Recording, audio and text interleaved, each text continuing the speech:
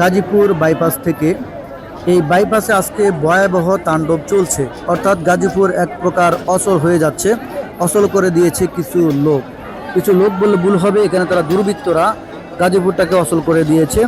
আপনারা দেখতে পাচ্ছেন এখানে কিন্তু শত শত লোক দাঁড়িয়ে আছে এবং মজার দৃশ্য দেখছে, কেউ আন্দোলন করছে। আসলে মূলত আন্দোলনটা কি সেটা আপনাদেরকে একটু বিস্তারিত আমি বলবো, ভিডিওটা শেষ পর্যন্ত দেখেন। সামনে কিন্তু ভয়াবহ তাণ্ডব দেখতে পাবেন আপনারা, অনেক ভয়ঙ্কর জিনিস আপনারা দেখতে পাবেন, যেটা আপনারা নিজেরাও বিশ্বাস করতে চাইবেন না।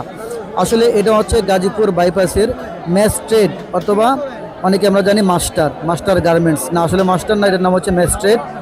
এই সে ম্যাজিস্ট্রেট গার্মেন্টসের চিত্র করে নিয়ে আসে এবং সেগুলোকে ভেঙে এখানে একটা নদী খাল আছে, সেই খালের ভিতরে ফেলে দিচ্ছে। এখানে আন্দোলনের সূত্রপাত কোথা থেকে এসেছে, কিভাবে আন্দোলনটা ঘটে, আমি সব কিছু বিস্তারিত আলোচনা করব। ভিডিওটা শুরু থেকে শেষ পর্যন্ত দেখবেন এবং সবাই ভিডিওটি শেয়ার করবেন, সবাইকে দেখার সুযোগ করে দিবেন। এখন দেখতে পাচ্ছেন মাথায় হেলমেট পরা কিছু লোক। আসলে আমরা আগে দেখেছি যে ছাত্রলীগের লোকেরাই কিন্তু সাধারণত মাথায় হেলমেট পরে কোনো তাণ্ডব চালায়। এখন দেখতে পাচ্ছি কিছু দুর্বৃত্তকারীরাও কিন্তু দেখতে, একটু ভালো করে খেয়াল করেন, মাথায় দেখবেন হেলমেট পরা বেশ কয়েকজন যুবক তাণ্ডব চালাচ্ছে। এই ফ্যাক্টরির ভিতর থেকে চেয়ার টেবিল থেকে শুরু করে যত ধরনের মালামাল আছে, ফায়ার এক্সটিংগুইশার এবং গুরুত্বপূর্ণ নথিপত্র কাগজপত্র যা আছে, তারা কিন্তু সব কিছু এখান থেকে ভেঙে সব কিছু খালের ভিতরে ফেলে দিচ্ছে। অর্থাৎ তারা একটা ফ্লোরে ঢুকতে পেরেছে কিছু দুর্বৃত্তকারী। আসলে মূলত আন্দোলনটা গোটার মূল কারণ হচ্ছে আজকে যে মূলত আমরা কয়েকদিন ধরে দেখতে পাচ্ছি যে গার্মেন্টসে সমহারে নারী পুরুষ নিয়োগের ক্ষেত্রে, অর্থাৎ অধিকাংশ গার্মেন্টসে দেখতে পাচ্ছি যে 90% 95% মেয়ে সাধারণত তারা নিয়োগ দিয়ে থাকে। সেক্ষেত্রে পুরুষ যারা আছে তারা কিন্তু বেকার, এই জন্য তারা গার্মেন্টসের এই গেট থেকে সেই গেটে যায়, সেখানে কোনো প্রকার চাকরি পাচ্ছে না। ঠিক আছে, কোনো প্রকার চাকরি দেওয়া হচ্ছে না, কোনো যুবক বা পুরুষ মানুষকে তারা চাকরি দিচ্ছে না গার্মেন্টসের মালিকেরা। তো সেই পরিপ্রেক্ষিতেই কিন্তু বেশ কয়েকটা জায়গায় কিন্তু আন্দোলন দেখা যাচ্ছে বেশ কয়েকদিন ধরে। ঠিক আছে, তো আজকে আসলে ম্যাজিস্ট্রেটের যে ঘটনাটা ঘটে সেটা একটা অনাকাঙ্ক্ষিত ঘটনা। একজন নারী শ্রমিককে আপনার এখানে একজন যে সিকিউরিটি গার্ড ম্যাজিস্ট্রেটের, সেই সিকিউরিটি গার্ড তারা সে মারে এবং নারীরা খুবই অসুস্থ হয়ে পড়ে। এইটা দেখে কিন্তু মানে বিভিন্ন আমজনতা থেকে শুরু করে এবং দুর্বৃত্তকারীরা এবং চাকরি প্রত্যাশী লোকেরা কিন্তু এখানে আজকের আন্দোলনটা চালিয়েছে। ঠিক আছে, আমরা একটু আগে দেখতে পেয়েছি এবং এখানে আমরা দেখতে পাবো যে সেই নারী খুবই অসুস্থ ছিল এবং এক প্রকার সে কিন্তু কারখানার ভিতরে ঢুকে যায়। যখন সে একটু সুস্থ হয়ে যায় তখন কিন্তু সে কারখানার ভিতরে ঢুকে কারখানার যত গ্লাস ট্লাস আছে সব কিছু কিন্তু সে এখান থেকে ভেঙে দেয়।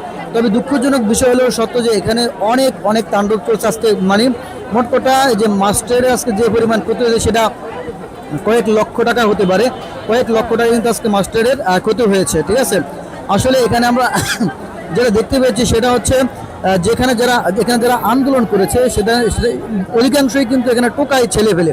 আসলে আন্দোলনের মূলত যেই সূত্রপাতটা সেটা হওয়ার কথা ছিল যারা চাকরি প্রত্যাশী, তারা কিন্তু এখানে চাকরি প্রত্যাশী তারা কোনো ছেলেকে আমরা এখানে দেখতে পাইনি। সবার হাতে ইট রড এবং বিভিন্ন ধরনের ইট পাটকেল আছে। তারা কিন্তু কারখানার যে মেন ফটক তারা কিন্তু সেটা ভেঙে দিয়েছে, যে গেটটা ভেঙে দিয়ে তারা কিন্তু কারখানার ভিতরে ঢুকে পড়েছে এবং কারখানার যে স্টোর আছে স্টোরে তারা ঢুকে পড়ে। এই স্টোর থেকে তারা যত ধরনের শিপমেন্টের মালামাল আছে এবং সব কিছু কিন্তু তারা সেখান থেকে বের করে নিয়ে আসে, সেগুলোকে এনে এখানে তারা আগুন দিয়ে পুড়িয়ে দেয় এবং অধিকাংশ চেয়ার টেবিল ফ্যান, তারপরে ল্যাপটপ কম্পিউটার কাগজপত্র দেখতে পাচ্ছেন সব কিছু কিন্তু তারা এখানে ভেঙে দিয়ে এখানে যেটা খাল আছে সেই খালের ভিতরে ফেলে দিচ্ছে। দেখতে পাচ্ছেন তারা কিন্তু এখানে যে থালা বাসন থেকে শুরু করে সব কিছু কিন্তু তারা এখান থেকে তারা নিয়ে এসেছে এবং সেগুলো কিন্তু তারা নষ্ট করে দিচ্ছে। তো এখানে এটা আসলে দেশের জন্য কতটা ভয়াবহ হতে পারে। আজকে আমরা গাজীপুর বাইপাস থেকে দেখতে পাচ্ছি সকাল 9টা থেকেই কিন্তু গাজীপুরে যে যাতায়াত ব্যবস্থা বা যানবাহন সম্পূর্ণ বন্ধ আছে, একদিকেও কিন্তু সেগুলো নড়াচড়া করতে পারছে না। তো আমি অন্তর্বর্তীকালীন সরকারের নিকট আকুল আবেদন জানাচ্ছি এই যে আপনি দ্রুত এর পদক্ষেপ বা ব্যবস্থা গ্রহণ করবেন এবং আপনার চেষ্টা করবেন কারখানা মালিকদের সঙ্গে কথা বলে যাতে কিছু সংখ্যক হলেও ছেলে মানুষ নিয়োগ দেওয়া হয় না হয়। এই আন্দোলন কিন্তু সহজে দামানো যাবে না।